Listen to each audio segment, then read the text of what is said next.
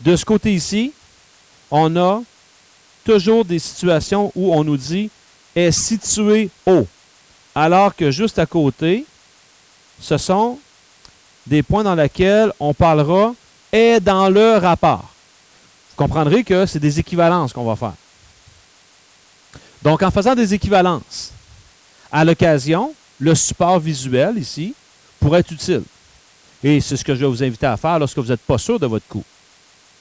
Donc ici, on me dit est situé au 4/5e à partir de A. On se souvient que dans un rapport, c'est très important de dire de quel côté tu pars. Parce que si on ne le dit pas, ben soit que tu es rendu près du point B, ou si tu étais parti de B, tu es rendu proche du point A. Donc ici, au 4/5e à partir de A, je suis parti d'ici et je suis rendu au 4/5e. Ça veut dire que je comprends qu'il y a 1, 2, 3, 4, 5 parties. Et je suis rendu à la 4e partie sur 5. Donc, je suis là. Ben, à ce moment-là, je suis dans le rapport. J'en ai 4 de fait. Il y en a 1 à faire. Donc, je suis dans le rapport 4-1. Et je me dois d'identifier qu'à partir de A, bien sûr. Sinon, ben, je dois inverser mes rapports. Un autre exemple. On nous dit, tu es dans le rapport 2-3 à partir de B. Le rapport 2-3 à partir de B. On comprendra que tu en as fait moins que ce qui reste à faire. Tu en as fait 2 et il en reste 3 à faire. Vous comprendrez, je suis parti de B. Bien, ici, je suis situé au quoi? Je suis situé au 2/5e. Donc, je suis au 2/5e à partir de B.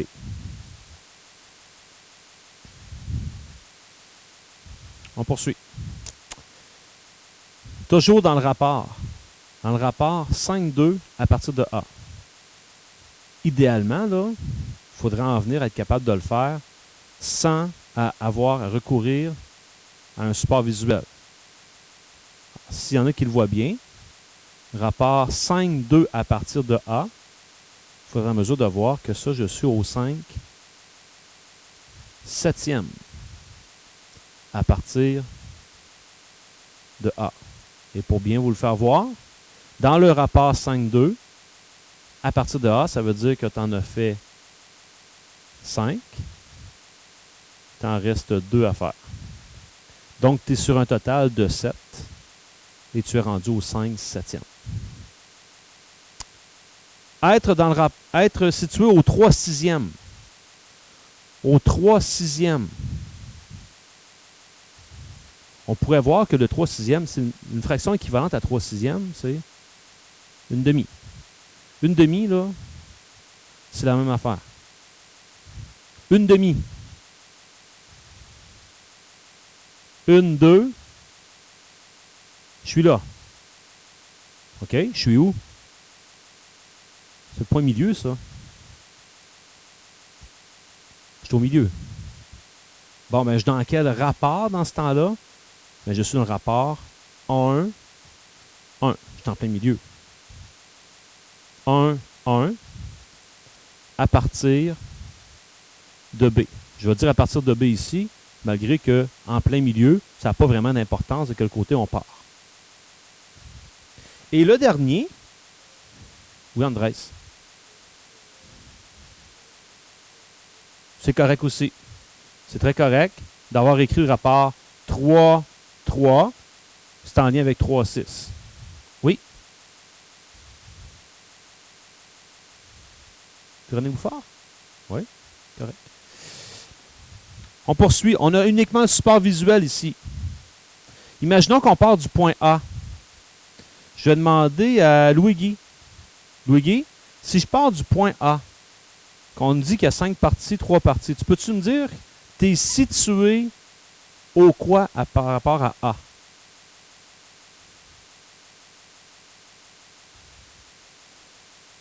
Au 3/8e, attention, 3/8e, c'est en partant d'ici. 5/8e en partant de A. Excellent. 5/8e à partir de A.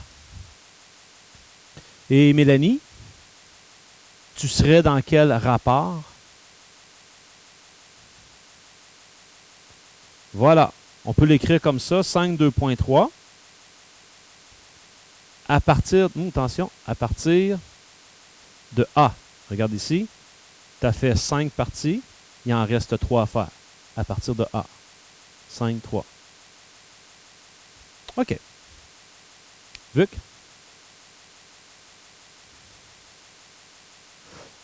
Donc, on va te le dire dans le problème. OK? Une bonne question. Dans le problème, on doit te le dire. Sinon, ça n'a pas de sens. Donc, ici, j'ai un dessin qui représente grosso modo ce que je vous ai présenté tout à l'heure. C'est-à-dire, lorsque vous faites un point de partage, ça signifie qu'on va chercher un point. Souvent, on va l'appeler P. Ce n'est pas nécessaire, mais souvent, on va l'appeler P. Ce point-là va être situé à quelque part entre deux extrémités.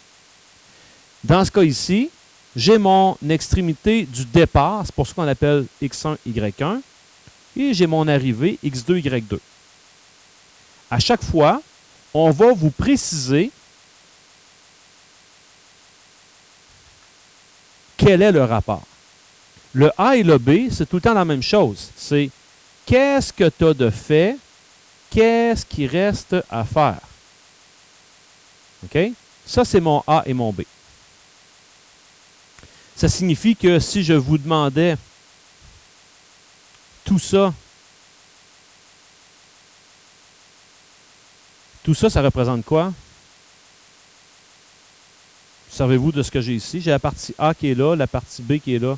Tout ça, ça sera A plus B. Ça, c'est A plus B.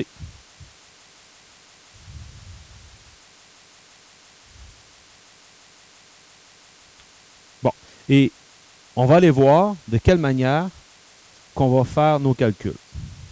Pour la page suivante,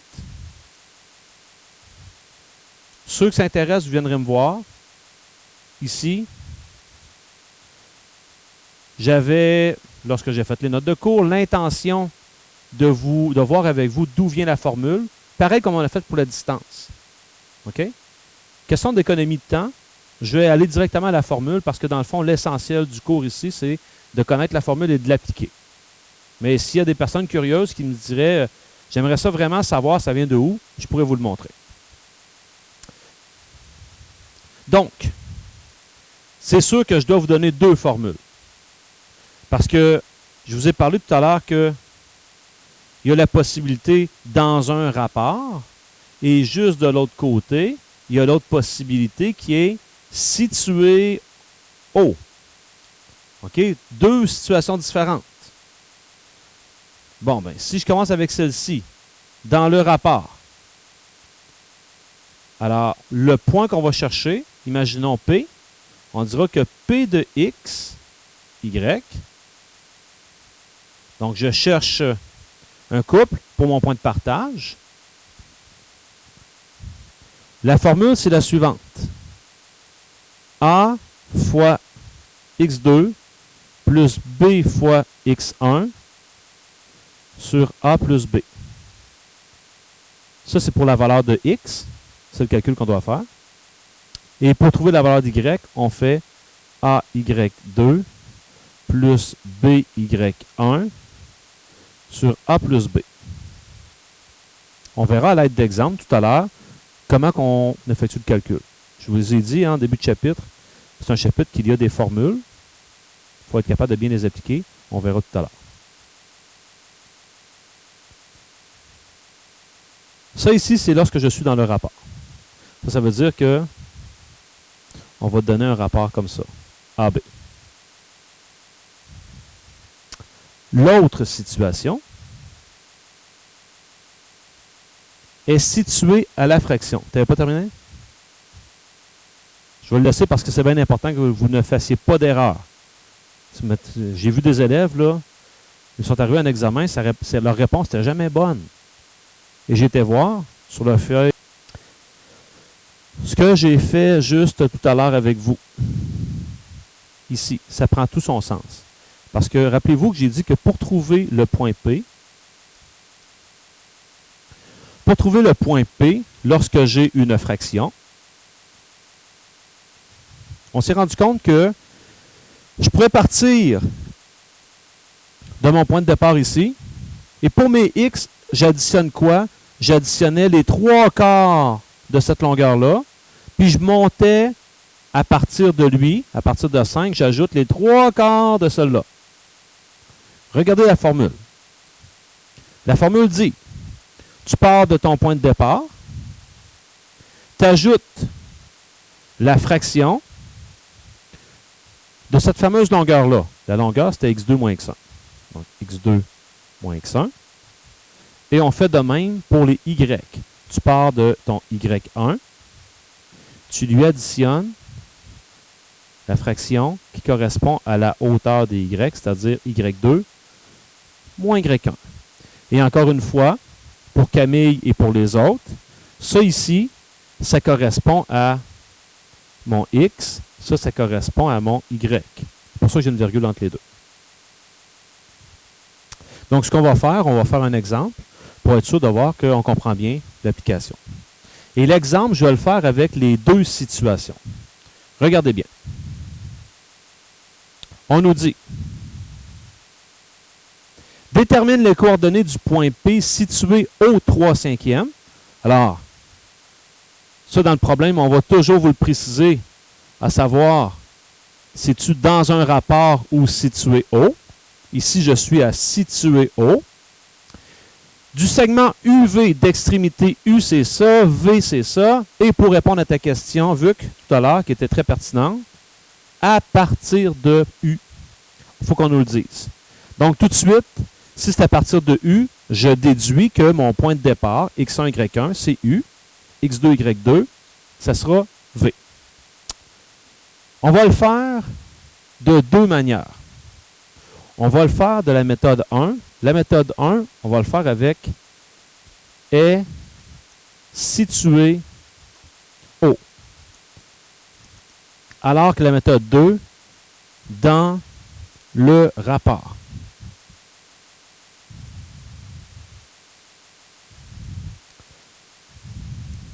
Bon. On va prendre nos points. J'ai le point U, qui est le point 4, 6. J'ai le point V, qui est 9, 16. Puis, on me donne 3/5. On me mentionnait que U, c'est le point de départ. Je vais l'identifier comme étant x1, y1. De la même chose, ici pour V, ça va être x2, y2. Puis mon 3/5, c'est mon rapport A sur B. Une fois que j'ai bien ciblé ça, je prends ma formule. Notre formule ici, on cherche le point P, donc on pourrait dire P, XY. Pour l'obtenir, la formule, c'est x1 plus A sur B, x2 moins x1, et y1 plus A sur B, y2 moins y1. C'est ma formule. Et tout ce que j'ai à faire, c'est de remplacer.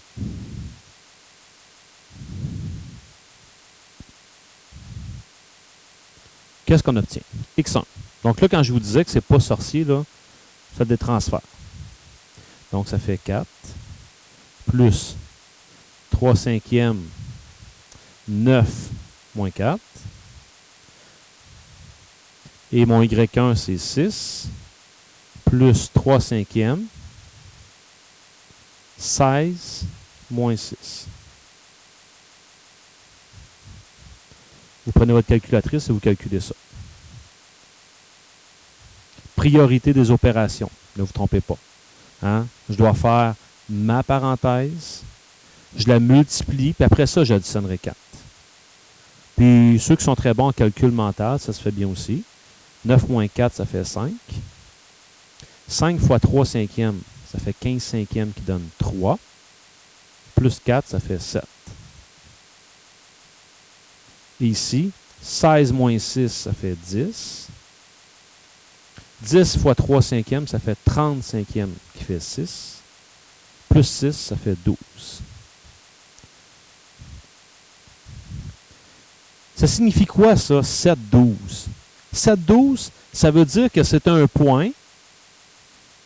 Quand je prends le point U, le point V, ben le point P, là, au 3 cinquièmes, je viens de trouver ses coordonnées directement en ligne droite entre les deux, quand il est au 3 cinquièmes. C'est ça que ça veut dire. Là, on va refaire le même problème et on va s'imaginer qu'on le ferait avec est situé dans le rapport. C'est pour ça que dans le petit encadré que j'ai passé tout droit tout à l'heure ici, je vous dis, petite remarque. Le point situé au 3 cinquièmes du segment UV, c'est là qu'on va voir si vous avez bien saisi tout à l'heure. À partir du point U, est le point qui partage le segment UV dans le rapport. Il faut trouver le rapport. C'est quoi le rapport à ce moment-là? S'il est au 3 cinquièmes, il est dans quel rapport? 3, 2. Parfait. Si jamais vous n'êtes pas en mesure de le trouver mentalement, vous faites ceci. U, V. On sait qu'il est au 3 cinquièmes, ça veut dire 1. Donc, tu as 1, 2, 3, 4, 5 espaces. Tu es au 3 cinquièmes. 1, 2, 3. Tu es ici. Et ça te permet de voir que tu es dans le rapport 3, 2. J'aime mieux vous voir faire ce petit dessin-là si vous n'êtes pas sûr de vous que d'essayer n'importe quoi. Parce que si vous vous trompez ici, le reste du problème n'est plus bon. Delma?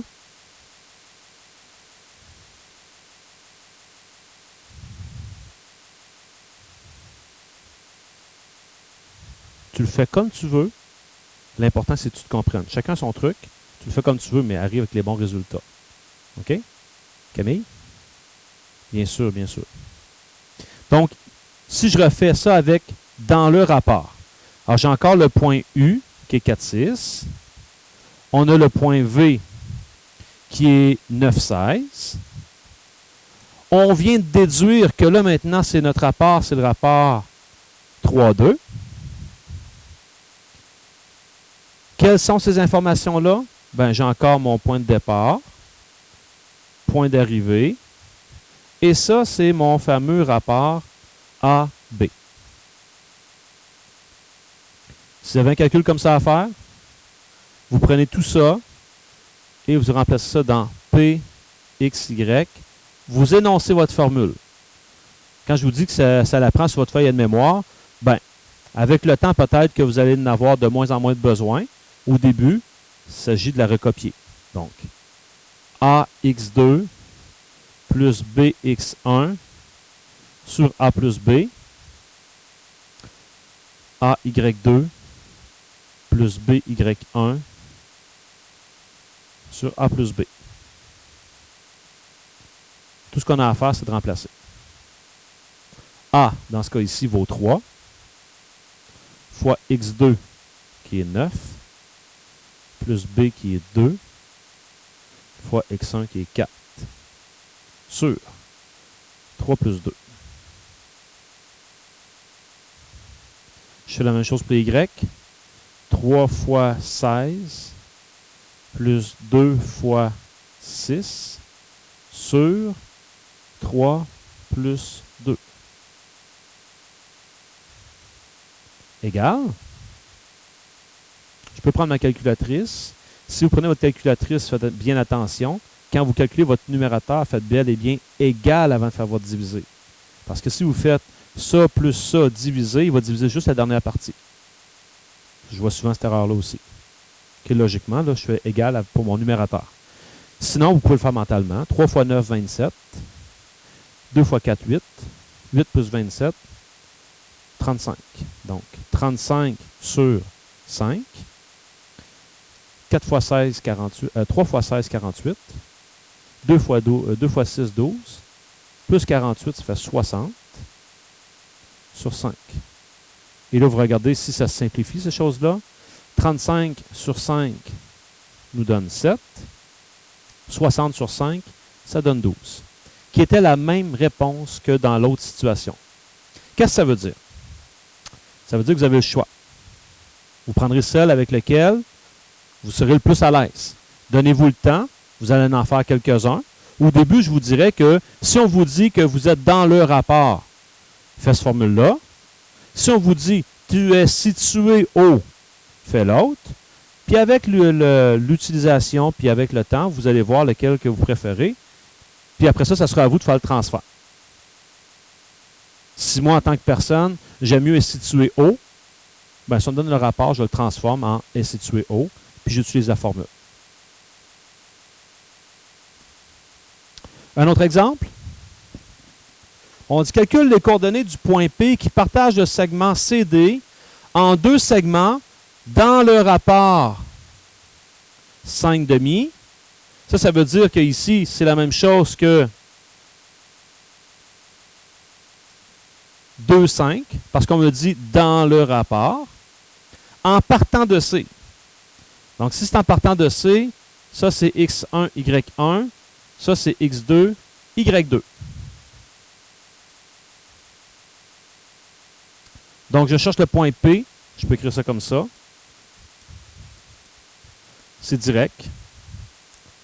AX2 plus BX1 A plus B.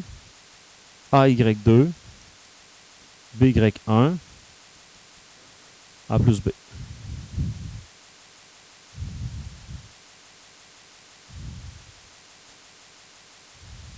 Quand vous allez faire vos problèmes, écrivez-la la formule. Écrivez-la en masse pour qu'elle devienne, que ça devienne un automatisme. En remplaçant, j'ai tout ce qu'il faut. Donc, ça fait 2 fois moins 10 plus 5 pardon, fois 3 sur 2 plus 5. 2 fois 8 plus 5 fois 4 sur 2 plus 5.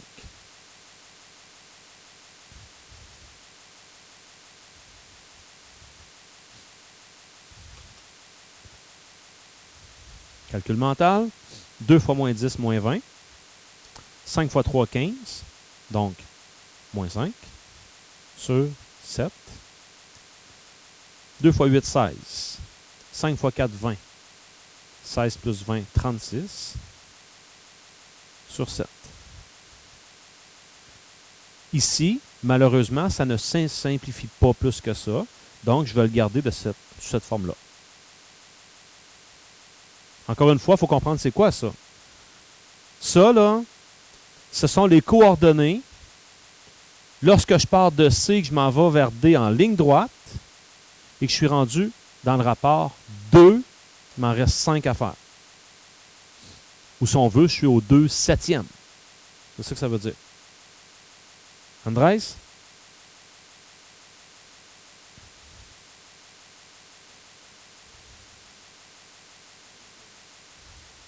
Non. Non, parce que, faites attention, c'est pas à cause qu'il est écrit sous la forme d'une fraction que c'est nécessairement situé au. Le mot-clé, là, c'est si on vous dit situé au, là, ça aurait été 2 septièmes. Oui. Dans le rapport, 2,5. Tu comprends-tu? Ben oui, c'est grave. On va aller remplacer pour voir qu'est-ce qui se passe. Mon A et mon B valent 1 parce que, comprenez que je suis parti de là. Par exemple, je suis parti de A, je m'en vais à B. Je suis en plein milieu. Donc, mon point P est ici. je suis dans le rapport 1, 1. Allons voir ce qui se passe. 1 fois x2 plus 1 fois x1 sur 1 plus 1.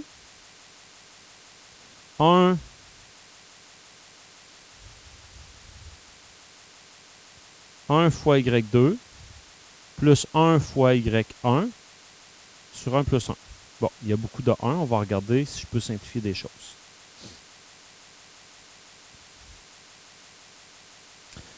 « 1 fois x2, ça fait x2, plus x1 sur 2,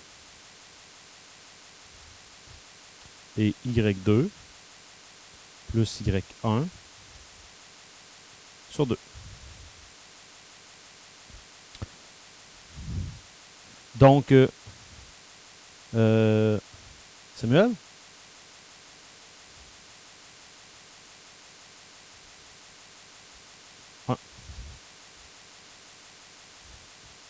Donc, ce que ça dit, la formule, c'est quand tu veux calculer le point milieu, tu additionnes les x, tu divises par 2, tu additionnes les y, tu divises par 2. C'est tout à fait logique. C'est quoi le milieu par définition? Logiquement. Je vous donne un exemple. Dans votre cours de français, tiens, y aller avec Kelly, mettons. Kelly, tu as eu un examen, tu as eu 70%. Tu en as un autre, tu as eu 90%. Ce que tu cherches à savoir, c'est la moyenne. Ça fait quoi pour faire ta moyenne? Toi, les soustraire? Oui, tu les additionnes, tu divises par 2, tu fais la moyenne. 70, 90, la moyenne de ça, ça va être 80. C'est quoi 80 par rapport à 70 puis 90? C'est le milieu. À part le milieu, on fait une moyenne. Pour faire une moyenne, elle l'a bien dit. J'additionne les deux, je divise par 2. Donc, c'est logique. Le point milieu, c'est très logique. Alors, si je vous donne ceci, détermine les coordonnées du point milieu de EF.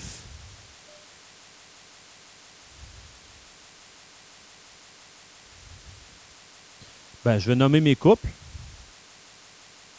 et je vais aller remplacer. Alors, autant le point de partage, on parlait souvent du point P. Le point milieu, vous allez voir qu'on parle souvent du point M. Donc, on écrira M, XY. Je prends le temps d'écrire ma formule, mais en même temps, je ne devrais pas me tromper parce que le milieu, c'est comme une moyenne. Donc, x1 plus x2 sur 2, y1 plus y2 sur 2. Ce qui nous donne, en remplaçant, x1 moins 3 plus 1 sur 5 et 5 plus moins 3 sur 2.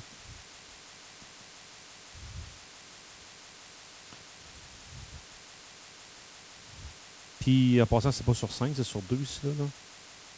Les patates. C'est sur 2. Donc, moins 3 plus 1, ça fait moins 2. Moins 2 sur 2, moins 1. 5 moins 3, 2. Sur 2, 1. Donc,